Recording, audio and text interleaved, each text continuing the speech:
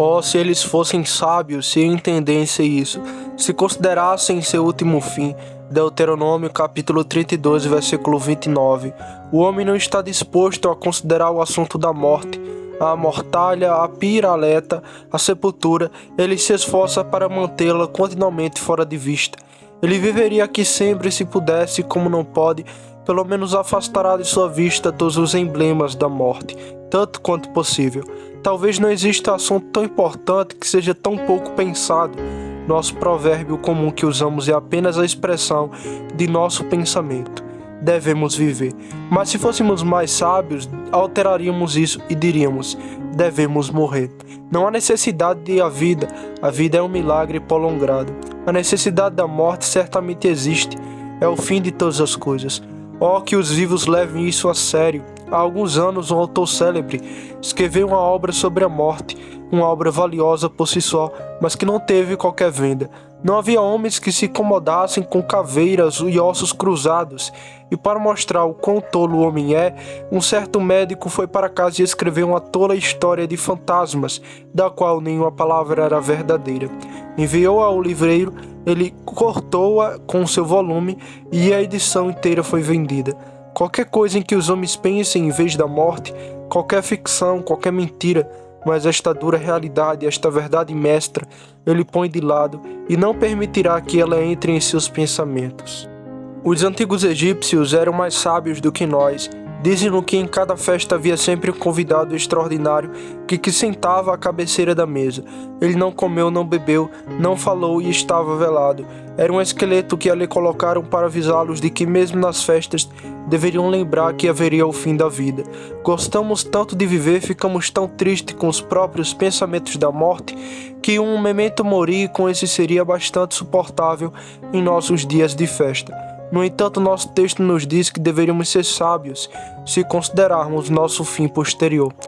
E certamente deveríamos estar, pois o efeito prático de uma verdadeira meditação sobre a morte seria extremamente saudável para o nosso espírito. Esfriaria aquele ardor da cobiça, aquela febre da avareza, sempre desejando e acumulando riquezas se o fizéssemos. Mas lembrássemos que teríamos que deixar nosso estoque, que quando estivermos e obtivermos o máximo, tudo que pudermos herdar para o nosso corpo tem 1,80 m de terra e um bocado de barro. Certamente nos ajudaria a nos libertarmos das coisas que possuímos aqui. Talvez isso possa nos levar a colocar nossas afeições nas coisas de cima e não nas coisas mofadas de baixo. De qualquer forma, pensamentos de morte podem muitas vezes nos deter quando estamos prestes a pecar. Se olharmos para o pecado à luz daquela lanterna da morte, pela qual o sacristão cavará nossa sepultura, poderemos ver mais do vazio do prazer pecaminoso e do vazio da vaidade mundana. Se pecássemos apenas nas tampas de nossos caixões, pecaríamos muito mais raramente. Certamente seríamos impedidos de muitos atos malignos se nos lembrássemos de que todos devemos comparecer perante o tribunal de Cristo.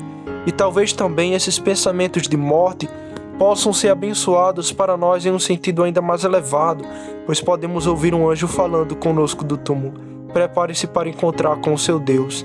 E podemos ser levados a ir para casa e descansar nossa casa em ordem, porque devemos morrer e não viver. Certamente, se pelo menos um desses efeitos for produzido, considerando nosso último fim, seria mais pura sabedoria andar continuamente de braços dados com aquele esqueleto mestre que é a morte. Proponho esta manhã, como Deus me ajudará, levá-lo a considerar seu último fim. Que o Espírito Santo direcione seus pensamentos para o túmulo, que ele o guie até o túmulo para que você possa ver o fim de todas as esperanças terrenas, de toda pomba e ostentação mundana. Ao fazer isso, dividirei meu assunto. Em primeiro lugar, consideremos a morte. Em segundo lugar, prossigamos com a consideração, considerando os avisos que a morte já nos deu, e depois imaginemos-nos como se estivéssemos morrendo, trazendo à nossa mente uma imagem de nós mesmos estendidos sobre o nosso último momento, sobre a cama. Em primeiro lugar, consideremos a morte. Primeiro, começamos por salientar sua origem. Por que é que devo morrer? De onde vieram essas sementes de corrupção que são semeadas nesta minha carne? Os anjos não morrem. Esses puros espíritos héteros vivem sem conhecer a fraqueza da velhice e sem sofrer penalidade da decadência. Por que devo morrer? Porque Deus me fez de forma tão curiosa e tão maravilhosa, porque todas essas habilidades e sabedoria são demonstradas na formação de um homem que deve resistir por uma hora e depois desmoronar de volta ao seu elemento nativo, o pó. Será que Deus originalmente me fez morrer? Será que ele pretendia que a nobre criatura, que é apenas um pouco inferior aos anjos, que tem domínio sobre as obras das mãos de Deus, sobre cujos pés ele colocou todas as ovelhas e bois, sim, e as aves do céu e os peixes do mar, e tudo que passa pelos caminhos do mar, ele pretendia que aquela criatura definhasse como uma sombra, e fosse como um sonho que não continua? Venha, minha alma, deixe este pensamento melancólico impor-se à sua atenção. Você morre porque você peca. Sua morte não é a ordenança primordial de Deus, mas é uma penalidade imposta a você por causa da transgressão de seu primeiro pai. Você teria sido imortal se Adão fosse imaculado. Pecado, você é a mãe da morte. Adão, você cavou os túmulos de seus filhos. Poderíamos ter sobrevivido uma juventude eterna, se não fosse por aquele roubo 3 vezes amaldiçoado do fruto proibido. Olha então esse pensamento na cara. O homem é um suicida. Nosso pecado, o pecado da raça humana, mata a raça. Morremos porque pecamos. Como isso deveria nos fazer odiar o pecado? Como deveríamos detestar isso, porque o salário do pecado é a morte. Marque então, deste dia em diante, a palavra assassino na frente do pecado. Segundo ponto, ao considerarmos a morte, vamos um pouco mais longe e observamos não só a sua origem, mas a sua certeza. Morrer devo. Posso ter escapado de 1000 doenças, mas a morte tem uma flecha em sua aljava que finalmente atingirá meu coração. É verdade que tenho uma esperança, uma feliz esperança, de que se meu Senhor e Mestre vier em breve, estarei entre o número daqueles que estão vivos e permanecerão, que nunca morrerão, mas que serão transformados. Tenho a doce expectativa de que ele virá antes que este meu corpo se desfaça em pó, e que esses olhos o verão quando ele estiver na terra aos últimos dias. Mas, no entanto, se não for assim, devo morrer. Está ordenado a todos os homens que morram uma vez e depois da morte segue-se ao julgamento. Correr, correr, mas o perseguidor da afronta o alcançará. Como o cervo diante dos cães, voamos mais rápido que a brisa, mas os cães da morte nos ultrapassam. A febre, a peste, a fraqueza e a decadência. Ele só precisa deixar escapar esses cães e eles estão sobre nós. E quem pode resistir à sua fúria? Há um camelo preto sobre o qual a morte calvágua, dizem os árabes, e que devo se ajoelhar à porta de cada homem. Com mão imparcial ele derruba o palácio do monarca, bem como a cabana do camponês. Na porta de cada homem está pendurada aquela aldrava preta, e a morte só precisa levantar e o som terrível é ouvido, e o convidado indesejado se senta para branquetear nossa carne e sangue. Morrer devo. Nenhum remédio pode prolongar minha vida além do prazo estipulado. Devo atravessar aquele rio Jordão. Posso usar 1000 estratagemas, mas não posso escapar. Mesmo agora sou como um cervo cercado pelos caçadores em um círculo que se estreita a cada dia, e logo terei de cair e derramar minha vida no chão. Que eu nunca esqueça então que enquanto outras coisas são incertas, a morte é certa. Terceiro ponto. Então, olhando um pouco mais para a sombra, deixe-me lembrar a hora da minha morte. Para Deus é fixo e certo. Ele ordenou a hora em que devo expirar. 1000 anjos não poderão me manter longe da sepultura, nem mais um instante quando esta hora chegar. Nem poderiam legiões de espíritos me lançar na cova antes do tempo determinado. Pragas e morte voam ao meu redor. Até que ele queira, não posso morrer. Nem uma única flecha pode atingir até que o Deus do amor ache adequado. Todos os nossos tempos estão em suas mãos.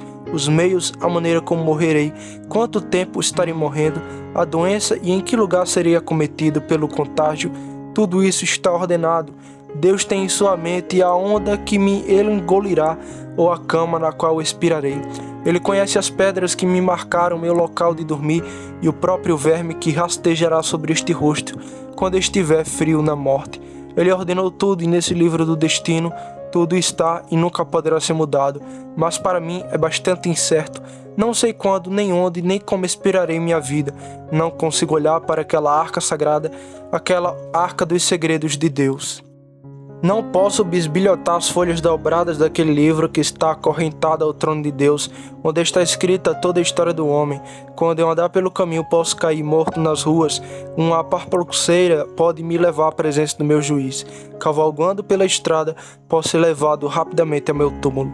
Enquanto penso nas inúmeras milhas pelas quais as rodas de fogo estão percorrendo, posso ser em um minuto, sem aviso prévio, enviado às sombras da morte. Na minha própria casa não estou seguro. Existem 1000 portões para a morte e as estradas da terra ao Hades são inúmeras. Deste lugar onde estou há um caminho direto para o túmulo, e onde você está sentado há uma estrada para a eternidade. Oh, pensemos então em como a vida é incerta. Falamos de um fio de cabelo, é algo enorme quando comparado com o fio da vida. Falando de uma teia de aranha, ela é pesada em comparação com a teia da vida. Somos apenas uma bolha, ou melhor, menos substanciais, como a espuma de um momento sobre a rebenção, assim somos nós. Como um spray instantâneo, onde as gotas de um spray são tão duradouras quanto as nuvens do céu em comparação com os momentos de nossa vida. Oh, vamos então nos preparar para encontrar nosso Deus, porque quando e como aparecemos diante dele é totalmente desconhecido para nós. Talvez nunca saímos vivos deste salão. Alguns de nós podem ser carregados nos ombros de jovens, como Ananias e Safira antigamente. Podemos não viver para ver nossas casas novamente. Podemos ter dado o último beijo na bochecha amada e dito a última palavra de carinho àqueles que estão perto de nossos corações. Estamos à beira de nossos túmulos. 10.000 para sua casa sem fim. Este momento solene voa e estamos chegando à margem e logo esperamos morrer. Quarto ponto, mas não devo demorar aqui, mas prosseguir observando os terrores que cercam a morte. Gostaria de trazer hoje às suas memórias as dores, os gemidos, as lutas que fazem com que as nossas almas assustadas voltem do túmulo. Para os melhores homens do mundo, morrer é uma coisa solene. Embora eu possa ler meu título claramente para as mansões dos céus, e sei que tem uma porção entre eles que são santificados, ainda assim, deve sempre causar algum tremor na carne, algum tremor na estrutura humana, pensar em expirando minha alma e lançando-me em um mar desconhecido. Aquele que consegue rir da morte é um tolo, ele é totalmente louco. Aquele que sabe fazer piada a respeito de seu fim, descobrirá que se morrer brincando, não será uma brincadeira que possa ser condenada. Quando esta tenda for desmontada, quando este cortiço de barro começar a ranger e a tremer com o forte vento norte da morte, quando pedras após pedra cair do seu lugar e todas as amarras forem afrouxadas, então será um momento terrível. Quando a pobre alma estiver sobre o templo do corpo e o vi temer, e também vi rachaduras em seu telhado, vir os piralhos tremerem e todas as ruínas caírem sobre ele, será um momento terrível, um momento que, se for continuassem e se prolongassem, seria a imagem mais terrível do inferno que pode ser apresentada a nós, pois o inferno é chamado de segunda morte. Uma morte sem fim, as dores da morte prolongadas eternamente, e as desgraças e a dor da dissolução feitas para durar sem fim. Essa, eu digo, é uma das imagens mais terríveis do inferno. A própria morte deve ser uma coisa tremenda. Deixe-me pensar também que quando morrer devo deixar para trás tudo o que tenho na terra. Até a próxima. Para aquela casa que com tanto carinho chamei de meu lar. Até a próxima. Para aquela lareira e para os pequenos tagarelas que subiram no meu joelho. Até a próxima, aquela que compartilhou minha vida e foi a amada do meu seio. Até a próxima, todas as coisas, a propriedade, o ouro, a prata. Até a próxima terra. Suas belas belezas desaparecem, suas melodias mais melodiosas morrem na perambula. Não ouço mais o que não vejo mais, ouvidos e olhos fechados, e os homens me levarão para fora e enterrarão meus mortos fora de sua vista. E agora, adeus a todos os meus de graça. Esse sino que passa é o último som do santuário que drobará por mim. Nenhum sino de igreja agora me chamará à casa de Deus. Se tenho negligenciado Cristo, não ouvirei mais falar de Cristo. Nenhuma graça apresentada agora, nenhum esforço do Espírito. Consertado é meu estado eterno. Poderia me arrepender, agora é tarde demais. A morte fechou agora a janela da minha alma.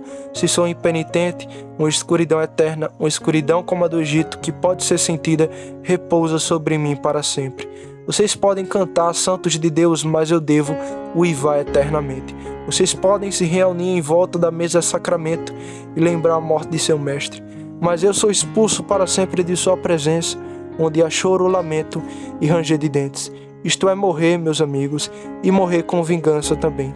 Para o crente há mártires suavizantes, há linhas na imagem que eliminam a escuridão. As próprias sombras ajudam a tornar a glória do crente mais brilhante. A sombria passagem da morte faz o céu brilhar com um brilho superior. Ele pensa nas terras além do dilúvio, na visão beatifica, na face do exaltado Redentor, em um assento à sua direita, nas coroas de glória e nas harpas da bem-aventurança imortal. Mas para você, que é ímpio e não convertido, a morte só tem esse lado negro. É a partida de tudo que você tem e de tudo que você ama. É uma entrada na pobreza eterna, na vergonha eterna e na angústia infinita. Ó, se vocês fossem sábios, seus pecadores descuidados. Ó, se vocês fossem sábios, se entendessem isso e considerassem seu fim posterior. Quinto ponto. Assim, você vê, foi empurrado para outra questão sobre a qual pretendia me debruçar por um momento, a saber, os resultados da morte. Na verdade, seus resultados e terrores para os ímpios são os mesmos. Ó, se você for sábio em considerá-los, deixe-me, no entanto, lembrar ao cristão que você pode haver um lampejo de luz na escuridão deste sermão, que a morte para ele nunca deve ser um assunto sobre o qual ele deve detestar, mas meditar. Morrer, livra-me da minha fraqueza e ser cingido com a onipotência. Morrer, deixe as minhas angústias, dores, medos e aflições, meu coração fraco, minha incredulidade, meus tremores e minha tristeza, e saltar para o seio divino. Morrer, o que tenho a perder com a morte? O tumulto do povo e o conflito de línguas, uma perda feliz de fato. Para o crente a morte é ganho, ganho puro. Deixamos nossos amigos pela morte? Veremos amigos melhores e mais numerosos lá em cima, na Assembleia Geral e na Igreja dos Primogênitos, cujos nomes estão escritos no céu. Deixamos nossa casa e conforto?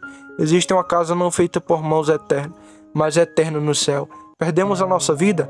Ah, não. Ganhamos muito mais, pois lembre-se de que vivemos para morrer, morremos para viver e depois vivemos para não morrer mais. Sem qualquer fração de pedra, a morte para o crente é um ganho glorioso. É muito sábio, então, que um cristão fale sobre suas últimas horas, porque essas últimas horas são o início de sua glória. Ele deixa de pecar e começa a ser perfeito, deixa de sofrer e começa a ser feliz, renuncia a toda a sua pobreza e vergonha e começa a ser rico e honrado. Conforte então, console então. Vocês cristãos tristes e sofredores, consolai, consolai meu povo, diz o vosso Deus. Diga-lhes que sua guerra está consumada, seu pecado está perdoado e você verá a face do seu Senhor sem véu. Segundo tópico, passarei agora ao segundo ponto do meu discurso. Irmãos, companheiros imortais, desejo que agora considerem os avisos que a morte já deu a cada um de nós. Somos tão propensos a nos afastar deste assunto que você deve me desculpar se continua a trazê-lo de volta a ele novamente. E durante o breve tempo que pode ser concedido ao discurso desta manhã, a morte esteve muito próxima de muitos de nós, atravessou muitas e muitas vezes a eclíptica de nossa vida. Este planeta sinistro tem estado frequentemente em estreita conjunção conosco. Vamos apenas observar quantas vezes ele esteve em nossa casa. Lembre-se então, antes de mais nada, de quantos avisos você recebeu na perda de parentes. Não há uma pessoa aqui, imagino, que não tenha tido de fazer uma peregrinação ao túmulo para chorar pelas cinzas de seus amigos. Durante os poucos anos em que fui pastor desta igreja, quantas vezes fui ao túmulo? Um após o outro, os homens valentes do nosso Israel foram levados embora. Muitos dos meus filhos e filhas espirituais, que enterrei primeiro no túmulo do batismo, tive que enterrar depois no túmulo da morte. O cenário está sempre mudando. Enquanto estou em meu púlpito, vejo muitos rostos antigos e familiares. Mas temos que observar também quantos lugares existem que estariam vazios se Deus não tivesse enviado outros Davis para ocupar o lugar de Davi. E meus queridos amigos, não pode demorar muito para que alguns de vocês sejam minha triste tarefa, a menos que eu mesmo morra, e chorando sobre seus corpos até o túmulo. Essa oração fúnebre poderá em breve ser pronunciada sobre alguns de vocês. E você tem bons motivos para esperar isso quando pensa em nossos que foram, um após o outro, aqueles que eram amigos de sua juventude. Onde está a esposa com quem você viu alegremente nos primeiros dias de sua vida? Ou onde está o marido cujo belo rosto jovem tantas vezes olhava para você com olhos de amor? Onde estão agora aquelas crianças que nasceram como flores, mas murcharam ao florescer? Onde estão aqueles irmãos e aquelas irmãs, os mais velhos que cruzavam o dilúvio antes de nós? Ou onde estão aqueles mais novos que vivemos para ver nascer, que brilharam conosco durante uma hora, mas cujo sol, mesmo antes de atingir seu zênite, se pôs na noite eterna? Irmãos e irmãs, a morte fez tristes incursões em algumas de nossas famílias. Alguns de vocês que hoje permanecem como um homem na praia quando a maré está subindo em direção aos seus pés. Veio uma onda e levou embora a avó, veio outra e sua mãe foi arrastada. Outra veio e a esposa foi levada, e agora ela corre aos seus pés. Quanto tempo levará até que ela se desfaça sobre você? E você também seja levado pela onda escancarada para o seio das profundezas da morte? O Senhor deu a muitos de vocês advertências sérias e solenes. Eu imploro a você, ouça-os. Ouça agora o clamor que sobe do túmulo daquele que, estando mortos, ainda fala com você. Ouça-os agora, aqueles recentemente enterrados enquanto clamam. Filhos, maridos, esposas, irmãos e irmãs, preparem-se para encontrar o seu Deus, para que não falhem no último dia terrível. Pense novamente nas advertências solenes e repetidas que temos recebido ultimamente, não em nossas famílias, mas no vasto mundo. É um fato singular que as aflições e o acidente nunca vêm sozinho. Há algumas semanas todos nós ficamos chocados com a notícia de que alguém que navegou muitas vezes através do mar traiçoeiro, que finalmente subiu tão alto em sua profissão, que se tornou capitão do maior navio já lançado nas profundezas, que ele pereceu repentinamente em águas calmas e seu espírito apareceu diante de seu Deus. Parecia-nos uma coisa muito triste que alguém que tivesse suportado a tempestade, talvez 1000 vezes, afundasse como um navio que naufraga no meio do oceano, quando nenhuma onda balança sua quilha.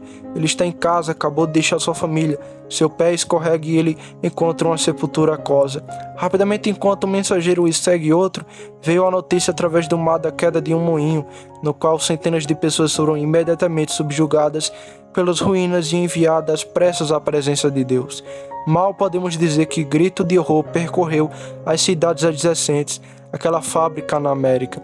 Até nós, através de léguas de mar, ficamos atordoados com o golpe, quando um número tão grande de nossos semelhantes foi levado às pressas deste estado de ser para o outro. Imediatamente depois veio outra calamidade, que ainda está fresca em nossa memória. O trem está girando e de repente o cavalo de ferro salta de sua estrada e homens que estão conversando como contemplamente à vontade como estamos em meio a ossos quebrados, madeira quebrando e redemoinho de poeira e vapor, e somos arrebatados do tempo para a eternidade. E agora, nesta última semana, quantas provas tivemos de que o homem é mortal? Um juiz que há muito presidiu o julgamento de seus compatriotas criminosos apresenta sua acusação perante um grande júri. Ele o entrega com sua habitual sabedoria, calma e deliberação. Ele terminou, faz uma pausa, leva a garrafa de cheiro ao nariz para se refrescar, cai para trás, é levado do tribunal para receber sua própria acusação, para ir do tribunal em que se sentou para o tribunal antes que ele próprio deve suportar. Então, na mesma semana, um bom homem que serviu seu dia e a sua geração numa igreja, irmã desta cidade, é subitamente arrebatado de diante de nós, aquele que ajudou todas as boas causas e serviu a sua época e a sua geração. Talvez você saiba que estou aludindo ao senhor Corderoy, é subitamente levado embora e deixa uma denominação inteira de luto por ele. Não, mas perto do que isso, o golpe da morte chegou a alguns de nós. Foi na última quarta-feira que me sentei na casa daquele poderoso servo de Deus, daquele grande defensor da fé, o Lutero de sua época, Dr. Campbell. Estávamos conversando então sobre essas mortes súbitas, sem pensar que a mesma calamidade invadiria sua própria família. Mas, observamos no jornal do dia seguinte que seu segundo filho havia sido levado ao mar ao retornar de uma de suas viagens à América. Um jovem corajoso encontrou uma sepultura líquida, para que aqui, ali, em todo lugar, ó morte, eu vejo suas ações. Em casa, no estrangeiro, no mar e de outro lado do mar, vocês estão fazendo maravilhas. ó seu cortador? Quanto tempo até que sua foice fique quieta, ó seu destruidor de homens? Você nunca descansará, você nunca ficará quieto? Ó morte, seu carro gigante deve bater para sempre, e os crânios e o sangue dos seres humanos devem marcar seu rastro? Sim, deve ser assim até que venha aquele que é o Rei da vida e da imortalidade. Então, os santos não morrerão mais, mas serão como os anjos de Deus. Então, a morte falou muito alto para nós como nação, como povo, e falou para muitos de nós, muito alto, em nossos próprios círculos familiares. Agora, cara, vou chegar ainda mais perto de você. A morte deu golpes em casa a todos nós. Coloque o dedo na boca, pois ali você tem a marca da morte. O que significa aqueles dentes cariados, aquelas dores espasmódicas nas gengivas? Uma agonia desprezada apenas por aqueles que não a sentem. Porque algumas partes da casa tremem e descompõem rapidamente? Porque a podridão que está nos dentes está em todo o corpo? Você fala de um dente cariado, lembre-se, é apenas parte de um homem cariado. Você mesmo está apodrecendo, mas um pouco menos rapidamente. Pois para alguns de vocês, quais avisos a morte deu? Ele colocou a mão fria sobre sua cabeça e congelou seu cérebro, e lá está ele, em flocos de neve, sobre suas têmporas. Ou talvez ele tenha colocado a mão ainda mais pesamente sobre ela, e agora sua cabeça nua está exposta aos raios do sol. E lembre-se, isso é apenas um tipo de exposição de sua alma nua ao golpe da morte. Que sinais todos nós tivemos em nossos corpos, especialmente os idosos, os enfermos, os tuberculosos e os mutilados? O que significam aqueles pulmões que logo ficam exaustos de respirar se você subir um lance de escadas até a cama? Porque você precisa de óculos ópticos para os olhos, mas aqueles que olham pelas janelas estão escurecidos? Porque isso afetou a audição? Porque essa falha da voz, essa fraqueza de todo o corpo, esse acúmulo de carne, ou essa proeminência dos ossos e magreza do corpo? O que são tudo isso senão facadas das mãos da morte? São, se assim posso dizer, seus mandados que ele lhe apresenta, convocando-o dentro de pouco tempo para encontrá-lo em outro lugar, para fazer seu último trabalho e se despedir. Oh, se apenas olharmos para nós mesmos, carregaremos os sinais da morte em todas as partes do nosso corpo, mas alguns de nós recebemos advertências ainda mais solenes do que estas. Se isso não for suficiente, a morte nos dará um sinal mais estrondoso. Faz pouco tempo que a morte com seu machado parecia estar derrubando minha árvore, como as lascas voaram ao meu redor e cobriram o chão. É uma maravilha para mim mesmo estar aqui, levado às portas da morte, até que a mente se distraísse e o corpo se enfraquecesse, de modo que mal se conseguia ficar de pé, e mais uma vez se recuperou. Diga isso aos pecadores, diga, estou fora do inferno, ainda poupado e ainda vivo. Você teve febre, pode ser cólera. Você foi estendido em sua cama repetidas vezes, e cada vez o galho rangeu e dobrou quase ao meio, até que disséssemos, certamente ele deve quebrar. Tínhamos sido como uma parede curvada e como uma cerca cambaleante, ele deveria cair. Assim pensamos, pois uma mão áspera aí sacudia e nos movia de um lado para o outro. Não havia um pilar que permanecesse firme, não havia uma viga ou cábrio que não tremesse. Dizemos na amargura de nossa alma, meus dias estão cortados e descerei ao meu túmulo antes do tempo. Bem, cara, e ainda assim você está vivendo em pecado, tão descuidado e despreocupado quanto era antes. Lembre-se, se você não ouvir a língua da morte, sentirá seu dardo. Se você não pensar em Deus quando ele lhe der um aviso à distância, você será levado a sentir Deus, pois ele o despedaçará e ninguém o livrará. Acho que vejo esta manhã a morte ajustando sua flecha ao arco. Ele a está puxando, apertando cada vez mais, e o que é maravilhoso é que ele consegue segurar a flecha na mão por tanto tempo. Devo a, diz a morte, devo atirar no coração daquele miserável? Ele não se arrependerá, deixe-me exterminá-lo e enviá-lo para sua destruição. Mas o Senhor diz, poupe-o ainda mais um pouco.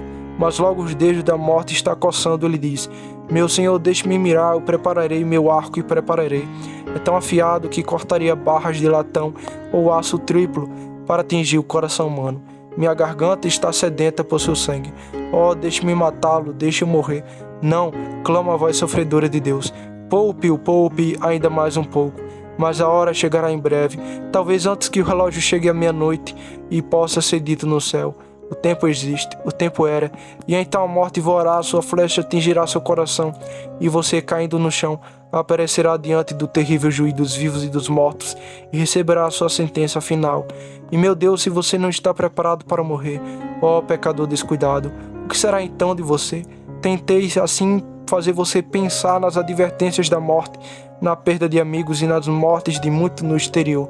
Além disso, na falência de nossos corpos e nas doenças que começaram a nos atacar.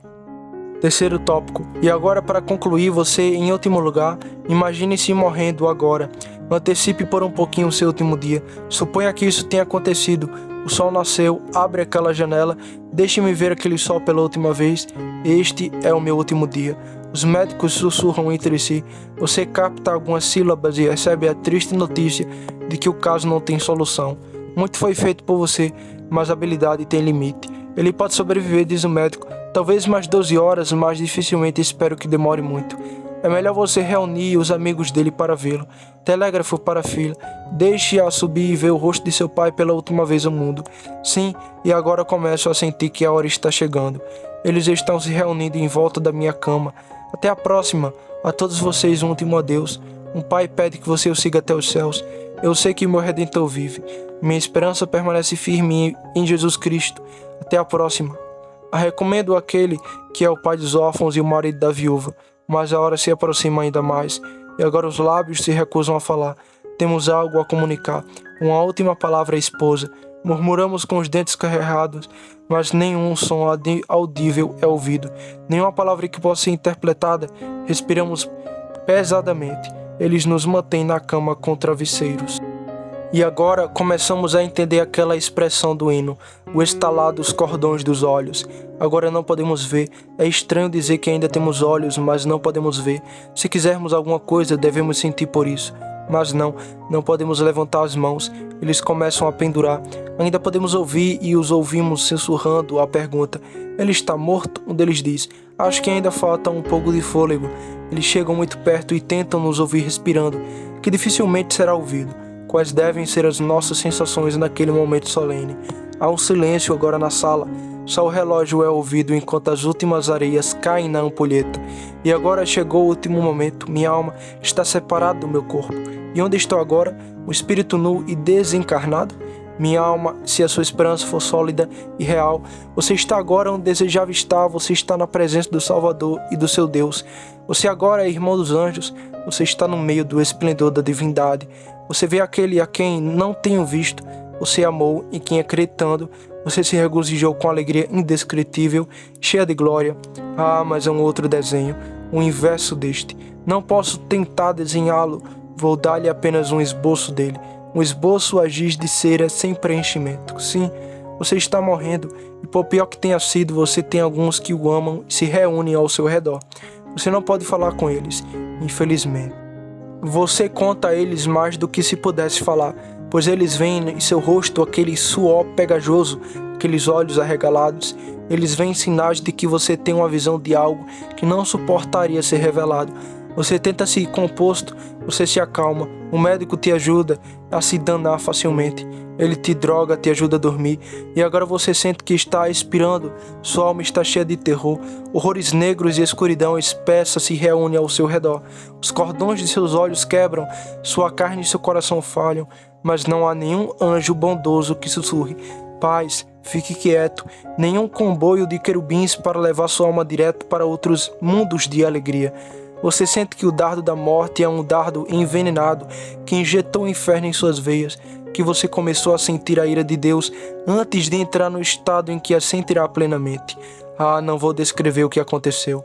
Como seu ministro pode ser, terei de que vê-lo em sua última sessão muito difícil, e terei que dizer à mãe, aos filhos e aos seus irmãos e às suas irmãs: bem, deixe isso nas mãos de um Deus da aliança. Devo falar o mais gentilmente que puder, mas irei embora com a reflexão: oh, se ele tivesse sido sábio, se tivesse estendido isso, se tivesse considerado seu fim posterior. Meu coração, ao descer as escadas, me fará esta pergunta: fui fiel a este homem? Eu disse a ele honestamente o caminho para o céu? Se ele estiver perdido, seu sangue será exigido de minhas mãos? Sei que no que diz respeito a alguns de vocês, a resposta da minha consciência será: preguei a palavra de Deus tão bem quanto pude, não com palavras atraentes de sabedoria humana, mas com desejo de ser simples e de vir a casa para o coração. Devo deixar o assunto aí. Se eles se perderem, ó horror dos horrores, mas estou livre do sangue deles. Ah, meus ouvintes, espero que não seja assim com vocês.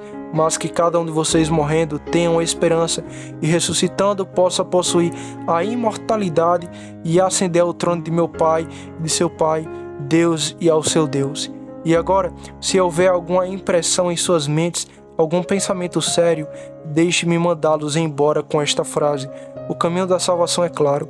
Aquele que crê e for batizado será salvo, aquele que não crê será condenado. Acredite, isto é, confie no Senhor Jesus e você será salvo. Meu Deus, o Espírito Santo permite que você confie nele agora, pois para alguns de vocês, e marque esta última fase, para alguns de vocês é agora ou nunca.